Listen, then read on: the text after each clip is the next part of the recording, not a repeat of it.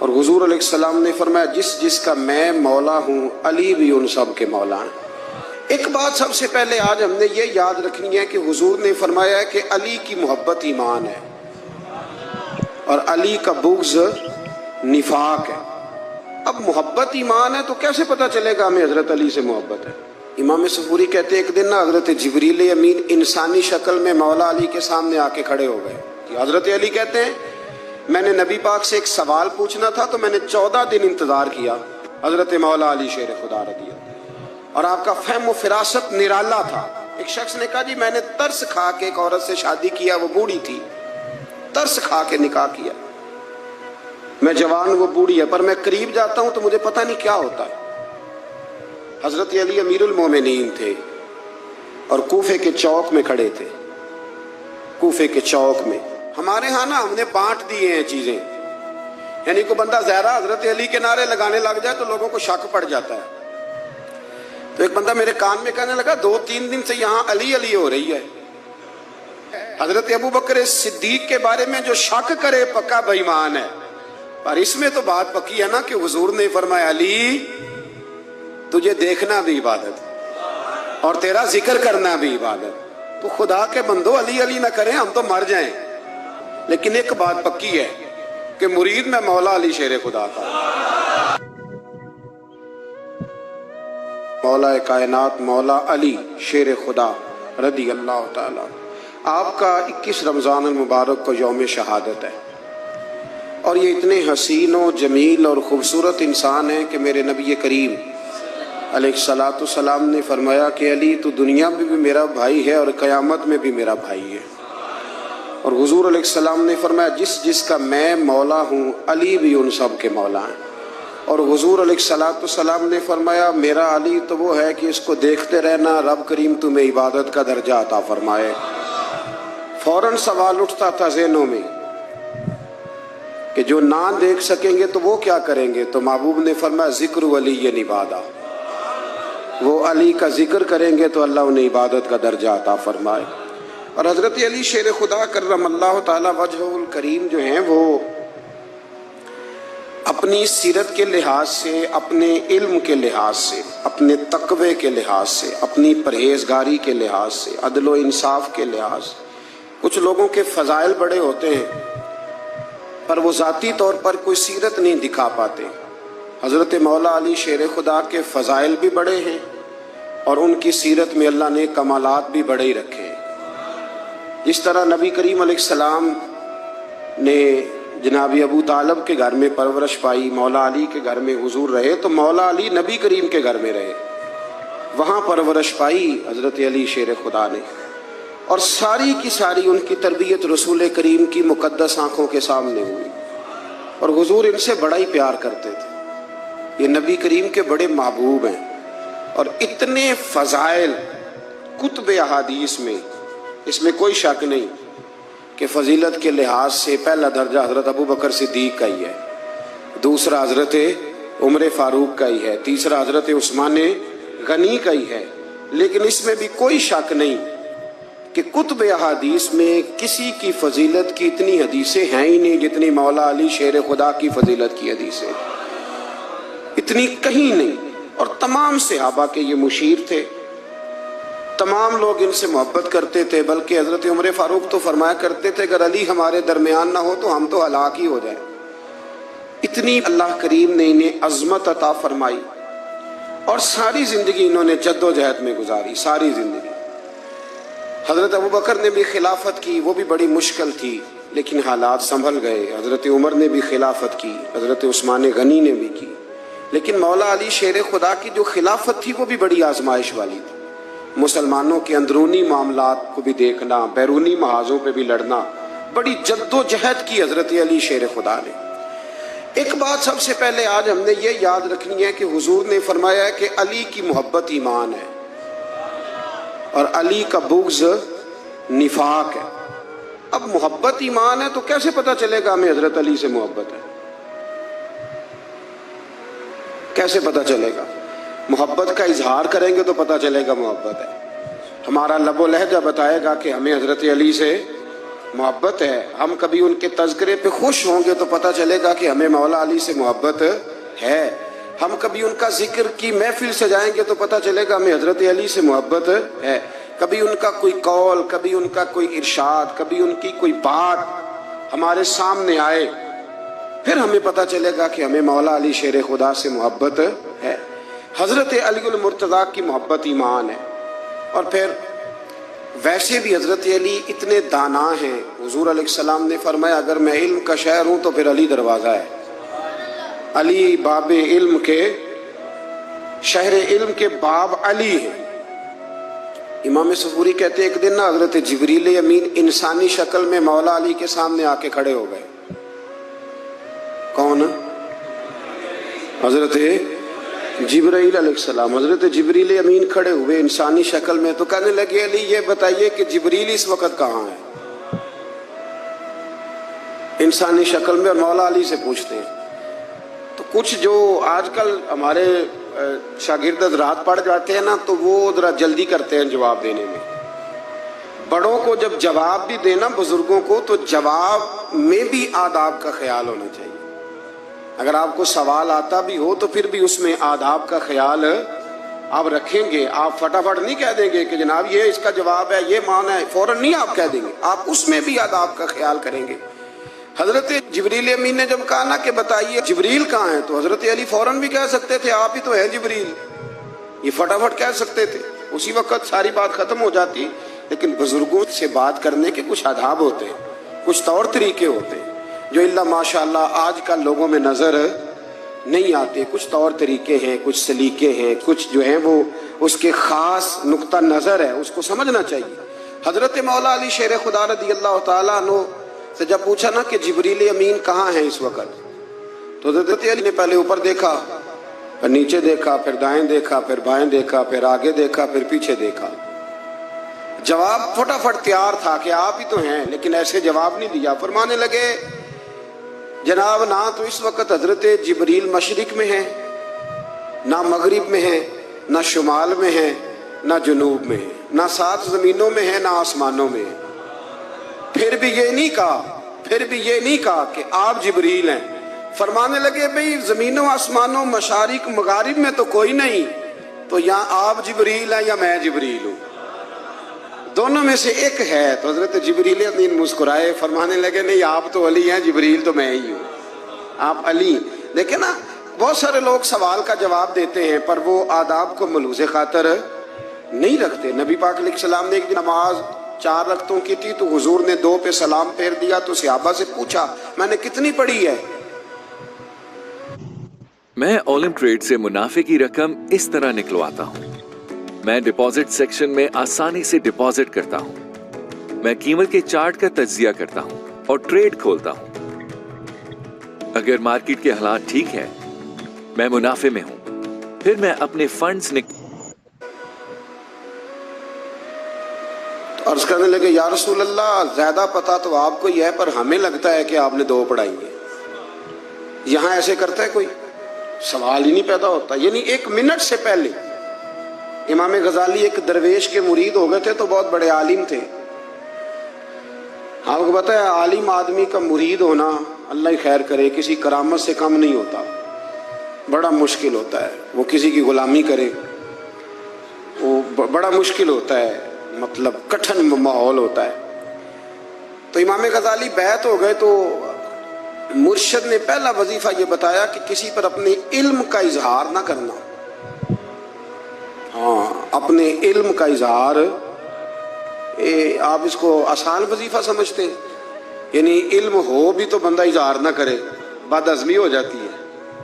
تو بد ہضمی ہو جاتی ہے، نیند نہیں آتی. 2-4 لفظ جو بندہ پڑھ کے آتا ہے نا اس کو تو نیند نہیں آتی کہ میں پڑھا لکھا ہوں تو میں بتاؤں نا.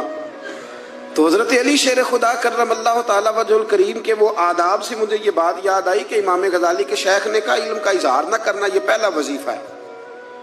شیخ شہاب الدین سہروردی کہتے ہیں مجھے میرے ماموں حضور غوث پاک کے پاس لے گئے تھے تو جاتے ہوئے میرے رستے میں خیال آ رہا تھا میں الحمدللہ خود پڑھا لکھا ہوں.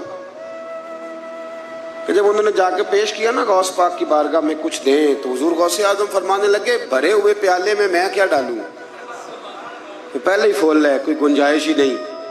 تو فرماتے ہیں پھر میں اگلی دفعہ گیا تو غرور علم کو توڑ کے گیا، تو پھر میں غوث اعظم کی بارگاہ میں بیٹھا تو اللہ تبارک و تعالیٰ نے پھر مجھے جھولی بھر کے خیرات عطا فرمائی.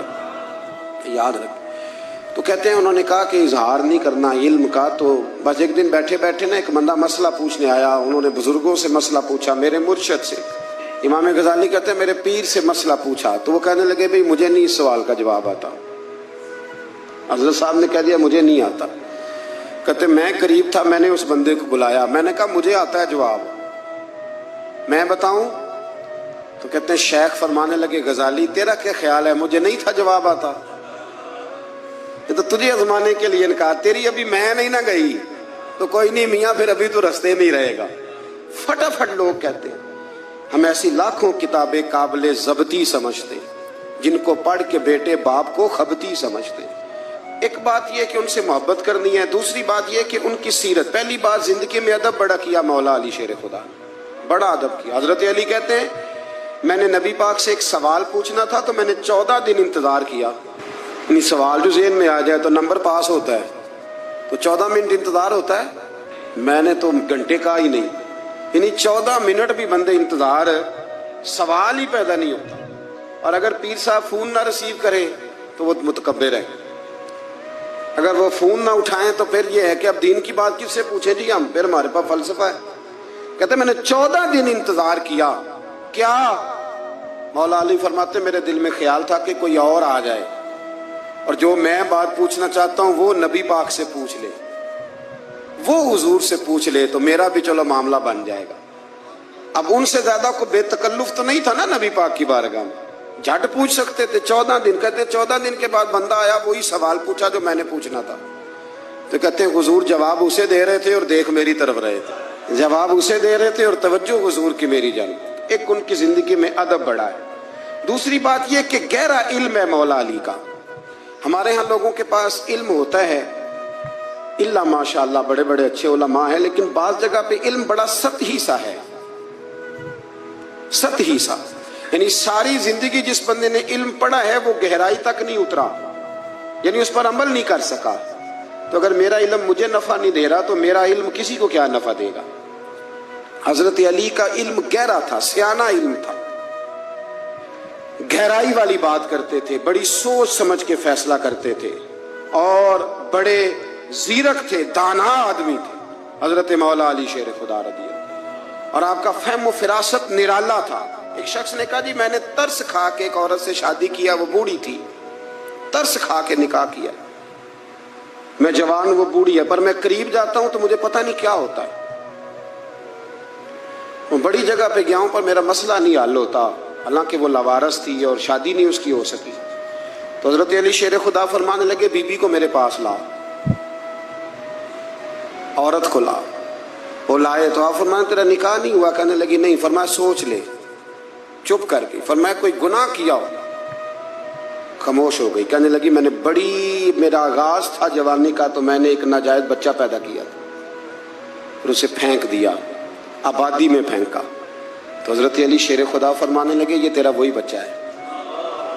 چونکہ جو اس نے کیفیات بتائی ہیں وہ یہ ہے کہ انسان ماں بہن جو اس کی ہوتی ہے نا، کچھ بھی ہو جائے اللہ تعالیٰ نے فطری جذبے رکھے ہوتے ہیں. تو وہ کوئی حیوان ہو تو بات الگ ہے، اگر انسان ہو تو وہ مطلب انسان ماں کے سینے سے لگ بھی جائے تو اسے شفقت کا رنگ تو نظر آتا ہے، لیکن اس کے اندر وہ جذبات پیدا ہو سکتے نہیں. بیٹی سینے سے لگ جائے تو وہ والے جذبات اس میں آ. تو حضرت علی شیر خدا کا علم بڑا باریک. تو آپ فرمانے لگے میاں وہ جو تیرا اس کے اوپر ترس آیا نا، اس کی بھی وجہ یہ ہے کہ تیرا اس سے کوئی ازل سے رشتہ ہے، لہذا تمہارا نکاحی منعقد اتنا گہرا، سیاںہ اور پیچیدہ، یعنی باتوں کی گہرائی تک. آج ہمارے بہت سارے میری طرح کے لوگ تقریر کرتے ہیں تو وہ عوامی نفسیات کے مطابق بات نہیں کر پاتے، کیونکہ ہم جو تقریر رٹ کے آئے ہیں وہ تو ہم نے تو علم ظاہر کرنا ہے، اور نعرہ لگوانا بڑا شوق ہے. جب تک وہ مطلب لوگوں میں شوق نہ پیدا ہو پھر بعد میں گفتگو ہوتی ہے آج میں جلسہ لوٹ لیا ہے. تو میں کہا کرتا ہوں کہ جلسہ لوٹا نہیں جاتا، جلسے میں تو کچھ لٹایا جاتا ہے، علم دیا جاتا ہے، فہم دیا جاتا ہے، شوق دیا جاتا ہے. تو یہ کیا مطلب بات ہو تو گہرا علم تھا. چوتھی بات، علم بھی تھا اور تقوی بھی تھا، پرہیزگاری بھی تھی. جب آپ خلیفہ تھے نا، امیر المومنین تھے، امیر المومنین، آپ، میں چلو صوبائی وزیر کی بات نہیں کرتا، آپ کسی نا حلقے سے، جو وہ ہمارے پاکستان میں عہدے بہت زیادہ ہیں، تو جس کو کوئی ہلکا سا نا، چلو پرانا ورکر ہے تو کوئی دے دیتے ہیں، اس کو بھی مل جائیں تو 15 کو ووٹ تو اس کے بھی کہیں نہیں گئے مبارکباد کے. اللہ اسے پوچھیں کہ تیرا اصل میں کام کیا ہے، تو کام کوئی بھی نہیں ہوتا اس کا، بورڈ لگ جاتے ہیں. بڑا کیا بات ہے جناب، موج بن گئی. حضرت علی امیر المومنین تھے اور کوفے کے چوک میں کھڑے تھے، کوفے کے چوک میں، اور فرما رہے تھے کہ بھئی یہ میری زرہ ہے، بڑی قیمتی ہے، یہ کوئی بندہ خرید لے. کسی نے قریب جا کے پوچھا امیر المومنین کیوں بیچ رہے ہو؟ تو فرمانے لگے میری طامت پرانی ہو گئی ہے، اب نہ اتنی پرانی ہوئی ہے کہ اس پہ پیوند لگنے کی بھی جگہ کوئی نہیں بچی، اگر یہ پھٹنے کے قریب نہ جاتی تو میں زرہ نہ بیچتا. امام حسن رضی اللہ تعالیٰ عنہ کہتے ہیں میرے ابا جی خزانے کا سارا منہ کھول کے اللہ کے بندوں میں بانٹ کے تو اس کمرے میں 2 نفل پڑھ کے کہتے تھے یا اللہ گواہ ہو جا، میں نے قوم کی امانت قوم پہ خرچ کر دی ہے. یہ پرہیزگاری، یہ تقوی، یہ ذوق حضرت مولا کائنات شیر خدا علی المرتضیٰ رضی اللہ تعالی عنہ. ہمارے ہاں نا ہم نے بانٹ دیے ہیں چیزیں، یعنی کوئی بندہ زہرا حضرت علی کے نعرے لگانے لگ جائے تو لوگوں کو شک پڑ جاتا ہے. تو ایک بندہ میرے کان میں کہنے لگا 2-3 دن سے یہاں علی علی ہو رہی ہے کان میں. اب بڑی جلدی ہمارے تھرمامیٹر والے لوگ بھی بڑے تیار بیٹھے رہتے ہیں. کہنے لگا 2-3 دن ہو گئے یہاں علی علی ہو رہی ہے. میں کیا دعا کر ہندی رہے. تو کہنے لگا آپ نے کوئی وضاحت نہیں کی. میں کہا تینوں اصل وضاحت دی لوڑ نہیں، تینوں کسی اور شے دی لوڑ ہے.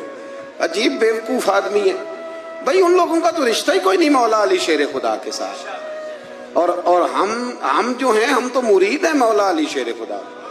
اعلیٰ حضرت فرماتے ہیں کہ حضور سے پہلے بھی جس کو ولایت ملی ہے وہ مولا علی کے صدقے ملی ہے، اور قیامت تک جسے اللہ ولایت دے گا وہ مولا علی شیر خدا کے قدموں کی خیرات کی برکت سے دے. ایک سلسلہ علیہ نقشبندیہ ہے جو حضرت ابوبکر صدیق سے انسلاک کرتے ہیں، باقی تو تمام سلاسل کو سارا فیض ہی مولا علی شیر خدا سے. تو آپ یہ کیسی بات کریں گے کہ جناب وہ فلانے کا آپ آؤ جی. میں نے اسے کہا کہ شاید میرا دعویٰ کوئی نہیں، پر میری جو اپنی تھوڑا بہت مطالعہ ہے نا، میں انسائکلوپیڈیا ہوں حضرت عمر فاروق کا. مجھے جنون ہے حضرت عمر فاروق سے محبت، جنون ہے. اور میں نے ایک دفعہ سکیچ صرف ابھی بنایا ہے، تو شاید میں 2 جلدوں میں کتاب لکھ دوں حضرت عمر فاروق. یعنی شاید ان کے حالات پر کوئی ایسی کتاب جو دنیا میں چھپی ہو اور میں نے دیکھی نہ ہو، شاید وہ جس ذریعے سے بھی. اور آپ میری گفتگو سن لیں، شاید ہر دوسری بات میں حضرت عمر کی کرتا ہوں، لیکن ایک بات پکی ہے کہ مرید میں مولا علی شیر خدا تھا. یہ بات میاں پکی ہے، اس میں شک کوئی نہیں نا. اس لیے کہ حضور کے بعد فیض مولا علی سے، پھر امام حسین سے، پھر امام زین. یہ ہمارے بزرگوں نے ہمیں شجرہ یہ دیا ہے. تو آپ وہ جو بات جہاں ہے وہ وہاں ہے. حضرت ابوبکر صدیق کے بارے میں جو شک کرے پکا بے ایمان ہے. پر اس میں تو بات پکی ہے نا کہ حضور نے فرمایا علی تجھے دیکھنا بھی عبادت اور تیرا ذکر کرنا بھی عبادت. تو خدا کے بندو علی علی نہ کریں، ہم تو مر جائیں. کوئی جگہ ہی نہیں ہے سوائے حضرت علی شیر خدا کے ذکر کرنے کے. تو یہ کچی کمزور باتیں نہ کرو. یہ کوئی عجیب بات ہے کہ جی وہ اگر علی علی زیادہ کیا تو کوئی فلانے طبقے سے تو نہیں. تو یہ ایسی کمزور بات آپ کیوں کرتے ہیں میاں؟ یہ آپ عجیب، آپ نے بیعت چھیڑ دی لوگوں نے. تو یہ کوئی ایسا مسئلہ نہیں. زندگی میں یاد رکھو، جس کی زبان پہ علی علی زیادہ رہتا ہے نا، اس کی زبان پہ نبی نبی بھی زیادہ ہی رہتا ہے. ختم ہو گئی بات. تو ان چکروں سے باہر آئیں، آپ باہر آئیں ان چکروں سے. اور اسی طریقے سے میں نے کہا تھا کہ ہم کوئی ترازو لے کے نہیں بیٹھے ہوئے کہ فضیلت کس کی زیادہ ہے. اما عائشہ صدیقہ جو ہیں وہ مومنوں کی ماں ہیں، اور اس میں کوئی دوسری رائے نہیں کہ اس خاتون کے امت مسلمہ پر اتنے احسانات ہیں کہ دنیا گن نہیں سکتی. لیکن یہ ہے کہ رسول کریم نے فرمایا کہ فاطمہ میرے جگر کا ٹکڑا ہے. اب میں ترازو لے کے بیٹھ جاؤں کہ حضرت فاطمہ کی شان زیادہ ہے یا حضرت عائشہ کی، تو میں بیوقوف ہی ہوں نا. اس لیے کہ یہ میری ذمہ داری نہیں، یہ تو بات ان کی ہے نا. میں نے ایک بات سنائی تھی آپ کو پیر سید فیض الحسن شاہ صاحب کی، آل و مال شریف والے. پیر صاحب سے کسی نے پوچھا کہ حضرت فاطمہ افضل ہیں کہ سید عائشہ؟ تو آپ فرمانے لگے پہلی بات تو یہ کہ تجھے یہ سوال ہی نہیں کرنا چاہیے تھا، اور اگر تو نے کر لیا ہے تو پھر جواب سن لے۔ فرمانے لگے فاطمہ زوجہ ہیں حضرت علی کی، اور عائشہ زوجہ ہیں نبی پاک کی، تو علی کی زوجہ نبی کی زوجہ سے افضل نہیں ہو سکتی۔ اور پھر فرمانے لگے عائشہ بیٹی ہے ابو بکر صدیق کی، اور فاطمہ بیٹی ہے مصطفیٰ کریم کی، تو ابو بکر کی بیٹی نبی کی بیٹی سے افضل نہیں ہو سکتے۔ وہ بندہ کہنے لگا حضرت جی رزلٹ کیا نکلا؟ کہنے لگے گھر جا کے کٹ دا رہی، تینوں گل دس چھڑی ہے، اب تو گھر جا اور رزلٹ گھر جا کے نکالتا رہے۔ میں نے تو تجھے نا بتا دیا ہے کہ جو اصل بات ہے وہ یہ ہے کہ ابو بکر صدیق کی بیٹی نبی پاک کی بیٹی سے افضل ہو سکتی نہیں، اور علی المرتضیٰ کی زوجہ نبی پاک کی زوجہ سے افضل ہو سکتی۔ باقی جا تو نتیجہ گھر جا کے نکال، نتیجہ گھر جا کے نکال۔ تو ہمارے بزرگ تو اس لیول پہ سوچتے، اس لیول پہ۔ حضرت عائشہ صدیقہ رضی اللہ تعالیٰ عنہ اگر گھوڑے پہ بیٹھتی تھی نا تو مولا علی لگام تھام لیتے تھے، ماتے تھے یہ ماں ہے مومنوں، یہ ماں ہے مومنوں۔ آپ کیا بات کرتے ہیں؟ حضرت عمر فاروق کو کبھی حضرت عائشہ بلا لیتی تو کانپتے ہوئے حاضر ہوتے، ماں ہے مومن۔ کچی باتیں چھوڑ دے، عشق کرے تو کھول کے کرے، ڈر ڈر کے نہ کرے۔ میں نے درجنوں تقریروں میں کہا کہ منقبتیں لکھو حضرت صدیق اکبر کی بھی، حضرت عمر کی بھی منقبت لکھو، حضرت عثمان کی بھی لکھو، اور ہم سنتے ہیں الحمدللہ وہ ساری۔ لیکن میرے بھائی یہ یاد رکھیں، اس میں کوئی شک نہیں، ان کی عظمتیں، شانیں، فضیلتیں وہ بلندیاں ہیں، ہمارا یہی عقیدہ ہے، اور الحمدللہ ہماری نسلیں بھی اسی پہ قائم رہیں گی۔ ہم انہیں نسلیں مانیں گے ہی تب کہ خلفائے راشدین کی جو خلافت کی ترتیب ہے وہی فضیلت کی ترتیب ہے۔ لیکن میاں یہ بھی تو ہے نا کہ جس کا جو مرشد ہو نا اسے وہ بہرحال دوسروں سے افضل جانے گا تو فیض پائے گا، وہ جانے گا۔ تو اس لیے نظریہ ہمارا یہی ہے کہ وہ خلفائے ثلاثہ حضرت مولا علی سے، اور حضرت علی کا اپنا فرمان ہے۔ آپ فرمایا کرتے تھے جس نے مجھے ابو بکر صدیق اور عمر فاروق سے افضل کہا میں اسے مفتری کی سزا، جھوٹے کی سزا دوں گا، اسے کوڑے ماروں گا، کوڑے ماروں گا۔ وہ جھوٹا ہے جو مجھے ابو بکر اور عمر سے افضل کہتا ہے۔ تو ان کی تو اپنی بات، اور میں نے وہ بڑی تفصیل کے ساتھ ایک دفعہ عرض کیا تھا کہ حضرت علی تو خود منبر کوفہ پہ بیٹھ کے بتایا کرتے تھے کہ اگر میرے جیسے بہادر سے پوچھو کہ بہادر کون ہے تو میں ابو بکر صدیق کا نام بتاؤں گا۔ تو اس لیے مطلب اب ہم سہم جائیں فٹافٹ کہ فلانا نہ ناراض ہو جائے